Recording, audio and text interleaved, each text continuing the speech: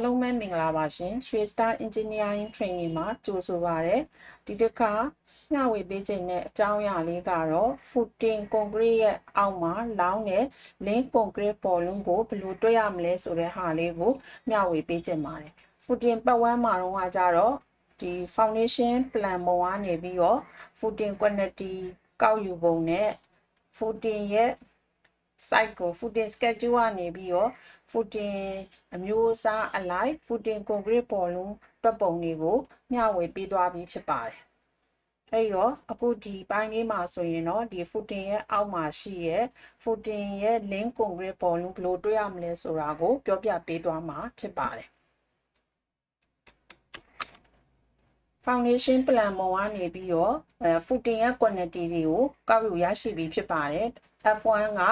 22လုံး F2 က16လုံး F3 ကကြတော့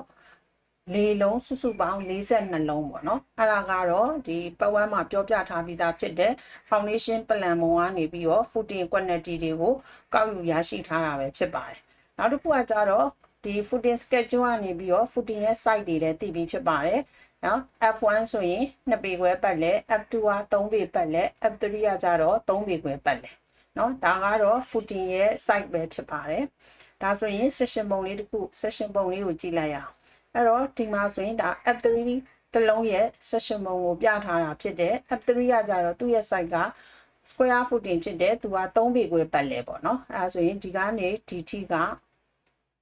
3ပေခွဲပတ်လဲဖြစ်ပါတယ်3ပေခွဲပတ်လဲအဲ့တော့ link concrete လောင်းထားတာကဟိုဘက်6လက်မှဒီဘက်6လက်မှအစွန်းထွက်ပြီးတော့အကျယ်ပြီးတော့လောင်းပေးထားတာဖြစ်ပါတယ်။ Okay ဒါဆိုရင် footing site ရဲ့တစ်ဖက်တစ်ချက်6လက်မှအကျယ်ချက်ပြီးတော့ link concrete ကိုလောင်းထားတာဖြစ်ပါတယ်။ဒါကြောင့်မလို့ဒီ F3 footing က site က3ပေခွဲပတ်လဲဆိုရင် link လောင်းထားတဲ့သူ့ရဲ့ length နဲ့ L နဲ့ B နဲ့ကဘယ်လောက်ဖြစ်မလဲဆိုရင်ဟိုဘက်6လက်မှဒီဘက်6လက်မှဆိုတဲ့အတွက်တပေပေါင်းပြရမှာဖြစ်တယ်ဒါကြောင့်မလို့လင်းလောင်းထားတဲ့သူ့ရဲ့ site ကကြတော့3ပေခွဲ plus တပေဆိုတော့4ပေခွဲပတ်လဲပေါ့နော် square footing ဖြစ်တဲ့အတွက်လမ်းတွေကအတူတူပဲဖြစ်တယ်ဒါကြောင့်မလို့F3 ရဲ့လင်းလောင်းထားတဲ့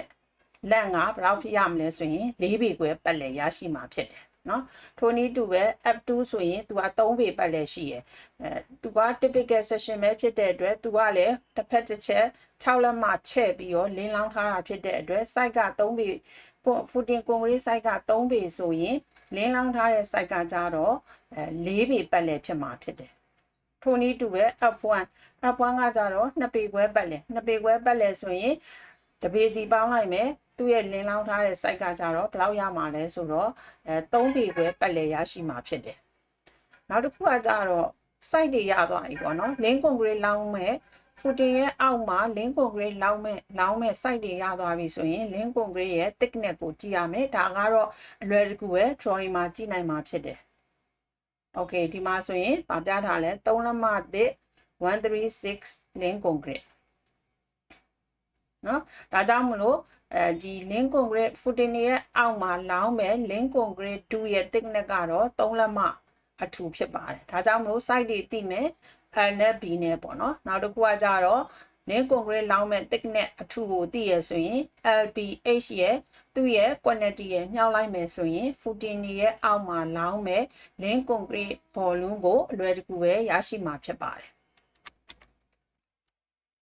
Okay ဒါဆိုရင် footing concrete ရဲ့အောက်မှာလောင်းမဲ့footing ရဲ့ link concrete ကိုစပြီးတော့တွက်ကြည့်အောင်ဒါဆိုရင် footing F1 ပေါ့ footing မျိုးစားကဒီမှာ3မျိုးရှိမယ် F1 F2 F3 ပေါ့အဲ့တော့ footing အမျိုးအစားသိရနောက် footing ရဲ့ quantity က footing foundation plan ပေါ်ကနေရပြီးဖြစ်တယ်နောက်တစ်ခုကကြတော့ footing ရဲ့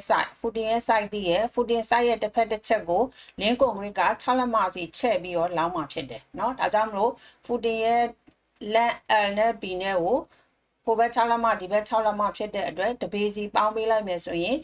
link concrete လောင်းရမယ် length နဲ့ L နဲ့ B နဲ့တန်ဖို့ကိုသိမှာဖြစ်တယ်နောက်တစ်ခုကကြတော့သူ့ရဲ့ link လောင်းရမယ်အထူကကြတော့3လက်မ thick လို့ပေးထားပြီးသားဖြစ်တယ်ဒါဆိုရင်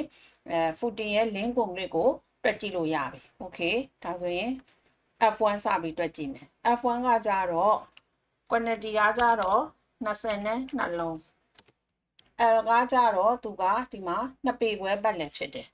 2ပေခွဲတစ်ဖက်တစ်ချက်ကို6လက်မချက်ပြီးတော့လောင်းမှာဖြစ်တဲ့အတွက်2 × 0.5ဒါဆိုရင်သူ့ရဲ့ length က3ပေခွဲရရှိမှာဖြစ်တယ် square footing ဖြစ်တဲ့အတွက် L နဲ့ B နဲ့ကအတူတူပဲသူ့ရဲ့ thickness ကတော့ 0.25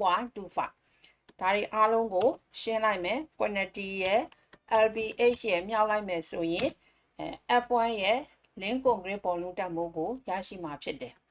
ထိုနည်းတူပဲ footing F2 F3 ကိုလည်းတွက်ကြည့်အောင် F2 ကကြတော့သူ့ရဲ့ quantity က16လုံးသူ့ရဲ့ length ကကြတော့3ပေပတ်လည်ဖြစ်တယ်ဒါကြောင့်မို့3တစ်ဖက်တစ်ချက်ကိုချက်ပြီးတော့လောင်းမှာက 0.5 2 × 0.5နောက် square footing ဖြစ်တဲ့အတွက် L နဲ့ B နဲ့ကအတူတူပဲသူ့ရဲ့ thickness ကကြတော့ 0.25 เนาะနောက်တစ်ခုကကြတော့ F3 ရဲ့ quantity ကကြတော့သူက4လုံးသူ့ရဲ့ length ကကြတော့ဒီမှာ3ပေခွဲပတ်တယ်ဒါကြောင့်မလို့ 3.5 plus 2 × 0.5 เนาะ L နဲ့ B နဲ့အတူတူပဲဖြစ်တဲ့အတွက်ကူးလိုက်မယ်သူ့ရဲ့ thickness ကတော့မပြောင်းလဲဘူး 0.25 ပဲဒါဆိုရင်သူ့ရဲ့ unit ကဘာနဲ့ထွက်မလဲဆိုရင် feet နဲ့တွက်ထားတာဖြစ်တဲ့အတွက် cubic feet နဲ့ထွက်မှာဖြစ်တယ်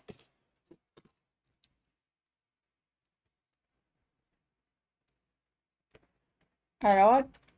F1 concrete ball F1 ရဲ့ link concrete F2 ရဲ့ link concrete F3 ရဲ့ link concrete ဒါတွေအားလုံးကိုပေါင်းလိုက်မယ်เนาะဒါဆိုရင်ဒါကဘာတန်ဖိုးလဲဆိုရင်okay ဒါဆိုရင်တော့ footing နေအောက်မှာလောင်းမယ်link concrete volume တန်ဖိုးကိုရရှိမှာဖြစ်တယ်တွက်ထားတဲ့ဟာက unit က feet တွေနဲ့တွက်ထားတာဖြစ်တဲ့အတွက်သူ့ရဲ့ unit က cubic feet နဲ့ထွက်လာမှာဖြစ်တယ်အဲ့ဒါဆိုရင်တော့ဒီသင်ခန်းစာမှာဒီ footing နေရဲ့ footing အမျိုးအစားအလိုက်သူ့ရဲ့အောက်မှာလောင်းမယ် link concrete ကိုရှာမယ်ဆိုရင်footing နေရဲ့ size ကိုသိတယ်နောက်တစ်ခုကကြတော့ footing size ရဲ့တစ်ဖက်တစ်ချက်မှာ link ဘယ်လောက်လောင်းမလဲဒါကတော့ drawing ပေါ်မူတည်တာပေါ့ဒီမှာကတော့သူကဘယ်လောက်လောင်းဖို့ပေးထားလဲဆိုတော့ဒီ